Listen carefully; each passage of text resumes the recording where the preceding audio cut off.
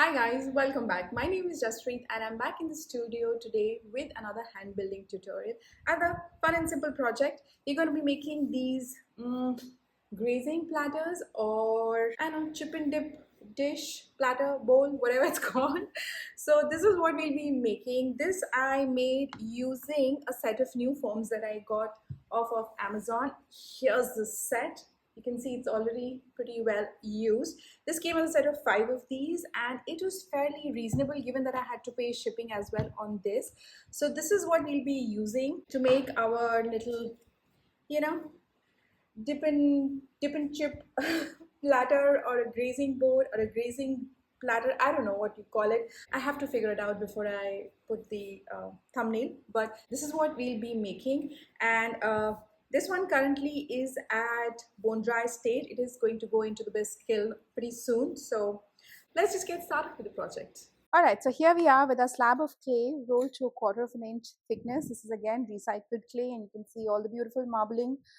Hopefully it won't impact our project. I'm going to just quickly compress the clay before I start. This is rolled to 1/4 of an inch thickness and I'm not going to thin it down anymore because this is a slightly bigger platter.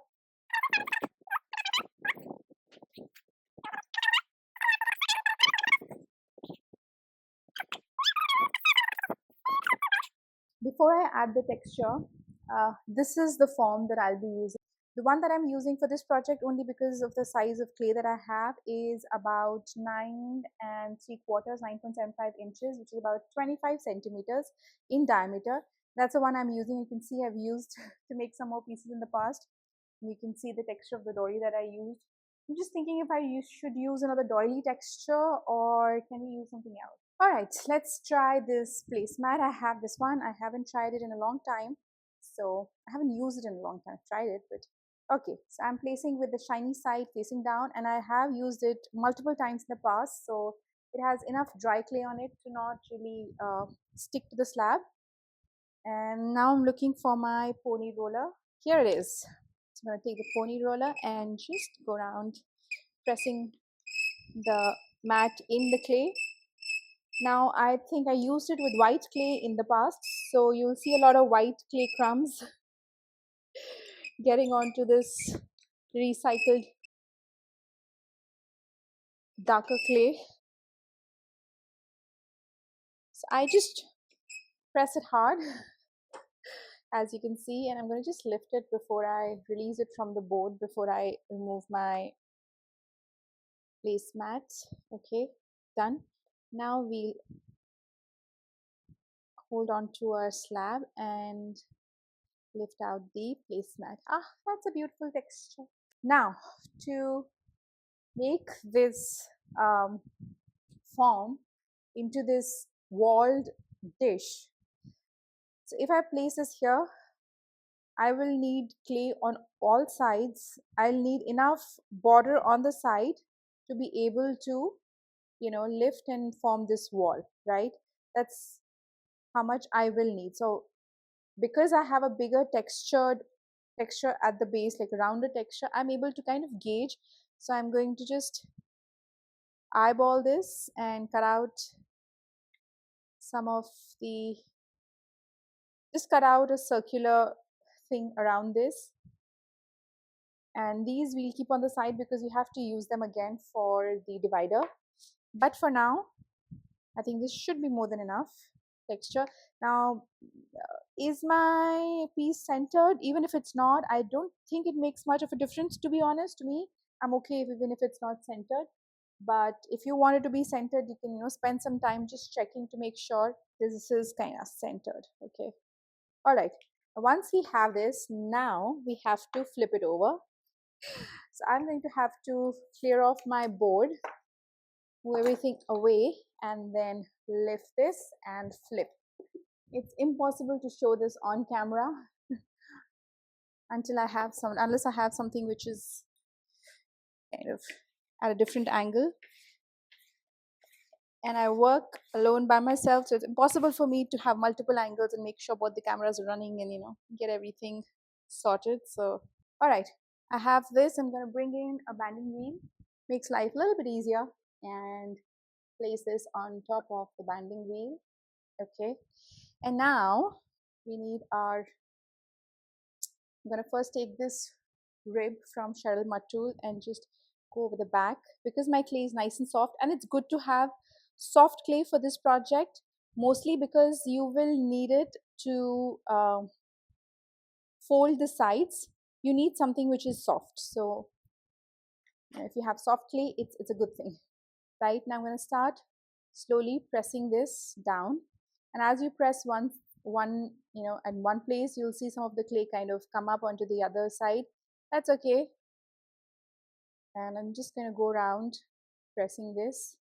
If you see some cracks coming on at the edge, don't worry. In this case, at least the edge is nice and smooth, so I can just take a rib and lightly go over it and seal up the clay if there's any cracks showing up, right? And you continue pressing it slowly. Now don't try to do this whole thing in one go where you're trying to press from all the sides in one go. You have to do it slowly. You have to manipulate your clay very slowly. Like keep going round and round multiple times, slowly pushing it there so it knows what to do. So it knows, it understands that it has to conform to this particular shape.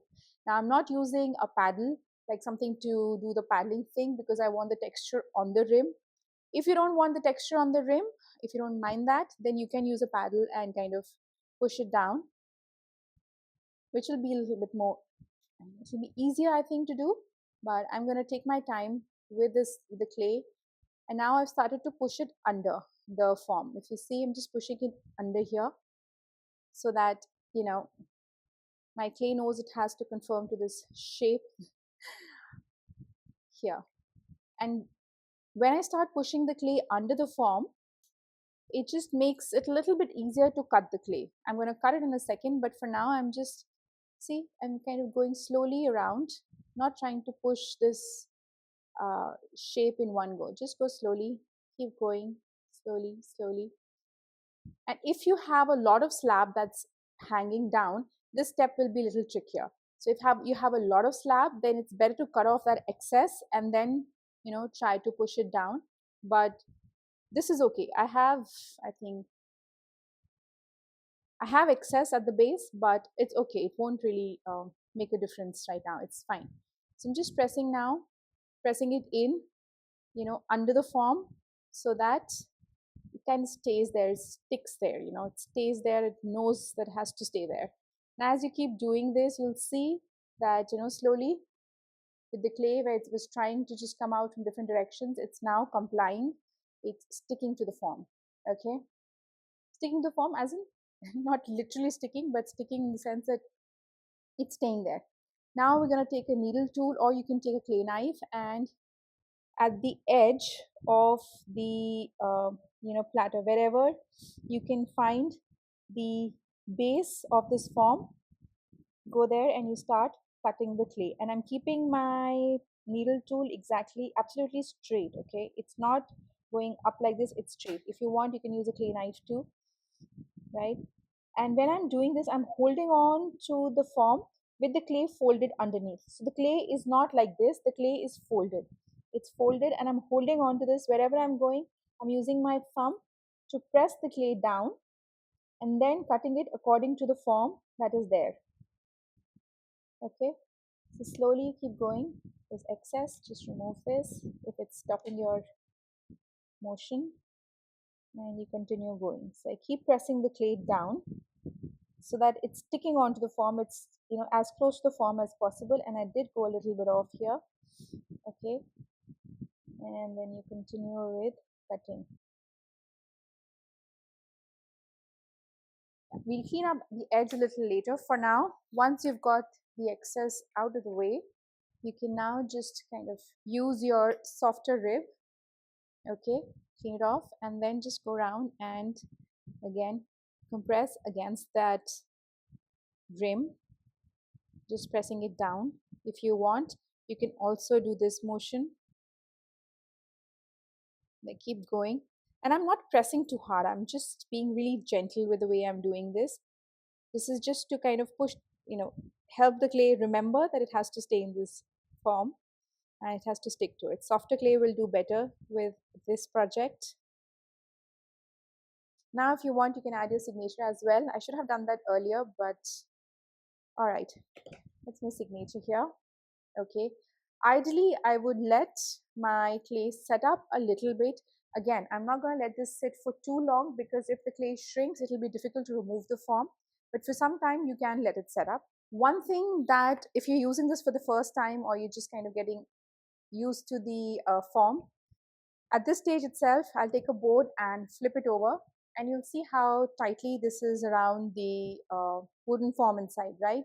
Once you get to this stage, what you can do is, before you let it set up, just go around and pull out the edge a little bit, so that there's a little bit room around the rim, and it's not too tight when you're trying to remove it. Okay.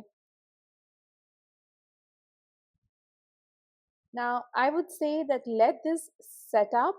If you want a nice round rim, if you want to make slightly, wobbly rim like I plan to do, you can remove it at this stage. So once I have pulled out the clay from all sides, just, you know, go in another round. So you see, I'm doing this in stages. I'm not trying to pull out the clay in one go.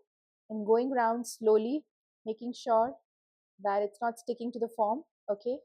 And you'll see that the clay will release from the form, and then you just pull this out.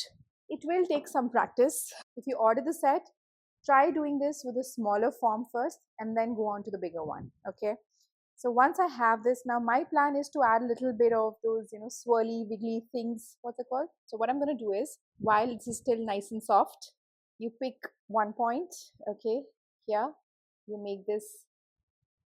Now, right opposite with the texture, it's a little bit easier for me with this particular texture to kind of see where the opposite is. And doesn't matter, to be honest, uh, right now I'm just dividing it into 4 quadrants. It makes it a little bit easier to, make your little, what are they called? Why can't I remember the name? So now I'm going to make 2 more in between these. So one here, maybe. Okay, so one and one.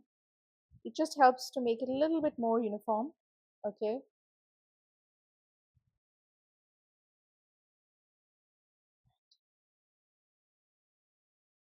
All right, so here I have all my markings for the rim, and now I'm going to start my actual thing. So what I'm going to do is, with damp fingers first, so I'm going to just do this now. Damp fingers, just bring this out here. Do this. That's why you need soft clay for something like this. Okay.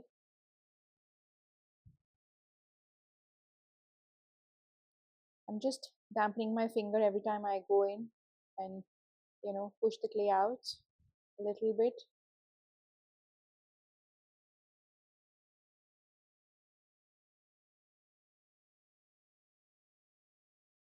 This is step one.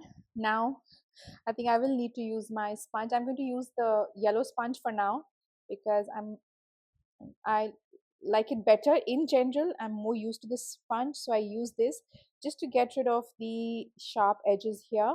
Okay. And then we'll go over with the finishing sponge towards the end. But for now, I just need to get rid of these little angles here, this angular edge here. I'm just trying to get rid of those, because the way we cut our slab around the form, it has those angular edges. So what this does is, it adds a little bit of moisture back in the clay, okay, which makes it easier to kind of modulate the rims a little bit. Now if you see, I'm pushing this in like this way, I'm just pushing it in a little bit. Again, this is more a design choice more than anything else. If you want to be just a straight edge, it's completely all right. You want to add some other kind of, things to the rims, that's fine too. This is just how I wanted to try this out. I made some with, straight rims. I like those, but I like a little bit of, flair on the rims here. So I'm just spending some time now pushing this in like this and pushing this out. So making more of that wave, right? Earlier, if we just push this out, now we're trying to push this in, so that you're making that wavy thing that I like with my rims. This is not as simple as I've done in the past, to be honest, because the walls are absolutely straight. So it's slightly different technique, but adding a little bit of moisture onto the rims first makes it a little bit easier to do this step, okay? Also, I'm pushing the walls out a little bit. I think that's helping too, right? Okay, how are we doing? Let me see if this makes any sense. Yes, it's slightly, now it's kind of taking form in the way I want it to, right? You can see that undulations and those wavy things that I was trying to do with my rim. Yay. All right, just adding a little bit of moisture back in on the rim, and then I will spend some more time compressing the rim and also shaping it like this. So I'm going in and out, in and out.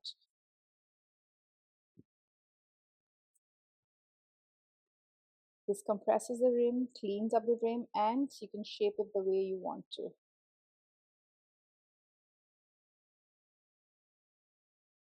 Now I'm going to just do one last, go round like this with these. Again, you can spend as much time as you want to fiddling with this, or you can just let it be straight. Okay, there's no rules here. All right, I think I'm happy with the way this looks. I'm going to just pull out the rim a little bit more, like move it outwards more than inwards, right? Like this, just a little bit. These are all design preferences. These are not really, each maker, each of you is going to have their own preference on how you want your piece to look. So do as you please. I think I am happy with the way this looks now from the side as well. Now we move on to step number 2, which is adding a divider for our sauce or our dressing or dip. So you can make it round in the center. So let's just try it out, yeah, while we're here. So now I'm going to bring in my excess clay that we had left from the project. Now, if you want, you can add texture to your strip. I'm thinking I'll go texture free, but I'll add the, um, swirlies, whatever these are called. What are they called? Why can't I remember the word? Okay. I'll probably add the, rim thing to them, like the wavy thing, and maybe not add texture because it's going to be a thin strip. All right, so let's just do it and then we'll figure it out. Okay. So I'm going to take a straight edge, okay, and I'm kind of eyeballing um, the length of the height of my walls here, but you don't need to. You can just take the form and measure it. So if I measure the form, the walls are about 3 centimeters, which is about 1.5 inches, little over 1.5 inches in. The wall's about 1.5 inches in length, in height. So I'm going to kind of mark it here and cut the clay. Just make a couple of these markings so I know where to cut. Okay, so now once I've made those markings, I'm going to bring in a straight edge and just cut it right here. Okay, there you go. See. Okay, I'm going to still keep these scraps because I may need it again. Here's our little scrap. Okay, now once you have this, like this is a strip of clay, once you have this, you can then decide where you want to put your divider, like the divider thing. You want in the center like this. Yes, that's a possibility. I think that would work too. Do you want on the side like this, right? Two of them, something like this. Do you want it like this? Like what shape do you want? Do you want to be circular? You can have something circular on the side as well. Doesn't have to be in the center. I feel so. If I'd made a bigger platter, I would have probably placed it in the center. But since this is not that big a platter, I'm going to probably try and place it, you know, on the side somewhere here. Yeah, I think I like that. And also make it into a teardrop kind of a thing instead of, like stuck onto one side instead of around. Yeah, that's what I'm going to do. Okay. See, it helps to kind of place things there and figure it out. Okay, so one side is my top and the other is my base, right? The first thing I'm going to do is just bring these two together like this, and because I'm making a teardrop kind of a shape, I'm going to place it like this and then just make two cuts straight here and the same thing here. Again, depending on what shape you're going to go with, you can change that. I think this looks okay to me, right? Is it too small? Let's see. Putting it here, right? Actually, it kind of works. Okay. So what I'm thinking is, well, let's have some fun. Okay. So first, I'm going to attach the two sides here using a serrated drip dipped in water and just seal it up. Okay. I like how the teardrop shape looks with that. Just on the side, I think it made sense. Okay, I'm sealing it up using a silicone tip tool. Okay, right. Now, one thing you can do at this stage is add your uh, swirlies, whatever. So maybe I'm going to do this here. So I'm just holding on to the clay and then one here and then one here, right? Same on this side, one here and one here. Okay, I know this no longer looks like a teardrop, but we will work on it. Let me just put it on a board so that it's easier to move. Okay, there you go. All right, so what I'm going to do is just take a damp sponge. Okay, I'm just cleaning my sponge here. Wet fingers, and we go like this. Let's bring a band in. Okay. We go like this, and we go like this. Again, damp fingers. Makes it a little bit easier to do this. Okay, this and make this, and then I'm pressing. I'm doing the other way, just pressing it in from the outside, holding on with the fingers on the inside, just the opposite of what I did earlier, so that we get this from teardrop to this weird sea creature. You can just stick to teardrop as well. I've got a weird sea creature here now. Okay, let's just go in. All right, so which was my point where I wanted to add this? All right, let's just bring it here first. Let's see what this looks like. Okay, yeah, I'm liking it. So what I'm going to do is, one thing that I want to do here is probably bring both of them together. So if I need to, oh, let me just show you here. So what I'm going to do here is, I found a little corner when I want to add this little, thingy. So what I'm doing is I'm just trying to bring them together in a way where I can attach this to the wall directly, right? Without changing the shape. So if I need to, again, soft clay will work much better. Can you see what I've done here? I've kind of pushed it into this little uh, block, right? Now, yeah, I like it. This is becoming more round, but it's okay. So what I'm going to do is, now when I'm happy with the placement and everything, I'm going to just take a silicone tip tool and mark out where I have to score. So I'm going to just take my serrated drip, dip it in water, and just go over this, mostly on the outside. Okay. And then once I'm done, I'm going to add a little bit of score marks here as well, because I want to attach this to the side here. So I'm attaching and doing some score marks here. I'm going to flip this over. Ideally, do it a little bit more carefully. I'm being a little rough with my piece. Scoring the base here, okay, and also scoring this side so that there's enough slip to attach. Okay, bring it here, place it here again on the slip marks, right? Shape your divider nicely the way you want to. Okay, and now, because my clay is soft, I can actually push and press and make sure that they all attach together. Now if I'm going to first do this attaching here on the rim, okay, and when I'm doing that, I am pushing the divider, this divider thing, into the rim and kind of, bringing it together into one thing. So you can't really see where it's, attached to the piece there. Let me just, I don't know if it's in the, can you see here? I'm just kind of pushing them together to form one single rim here. Okay, and then just smoothing everything off, making sure this is still the shape of the platter. I've not really distorted that. It still has to be that. Okay. And now I'm going to start placing this guy, attaching it to the base. Okay, so just pressing it onto the platter.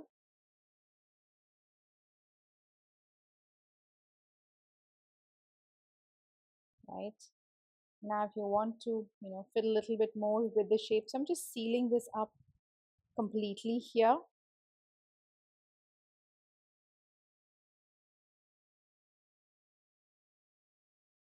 Now, once I'm happy with the way this looks and everything looks okay, I'm going to take, actually, I'll take this synthetic brush, dip it in water. If you want, you can use some extra slip if you want.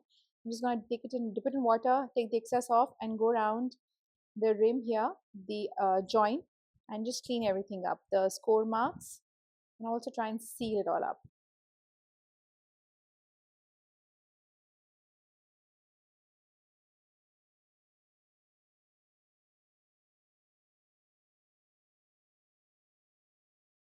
And then we do the same thing on the outside, dip it in water, and just go around the, oopsie, the joint here, cleaning and sealing it up. If you want, you can use your silicone tip tool as well.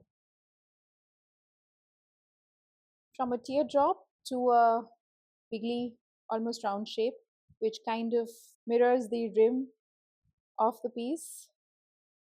Well, I think it looks quite nice. I'm happy with the way this turned out. But the idea is that you can do a lot of different shapes, right?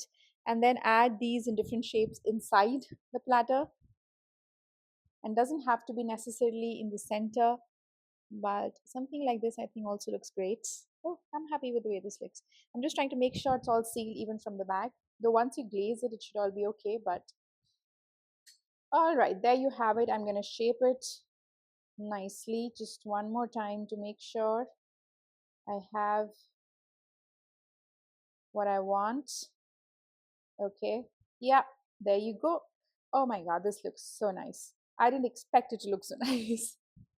Because this wasn't what my plan was. I just had some plan in mind and I wanted to record the process while I was making it. Now this will dry slowly under a plastic for about a week to 10 days because it's relatively bigger flat piece.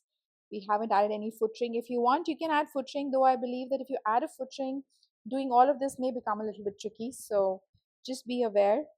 And yeah, this is what we have today. I hope you enjoyed the class and I'll see you in the next one. Bye.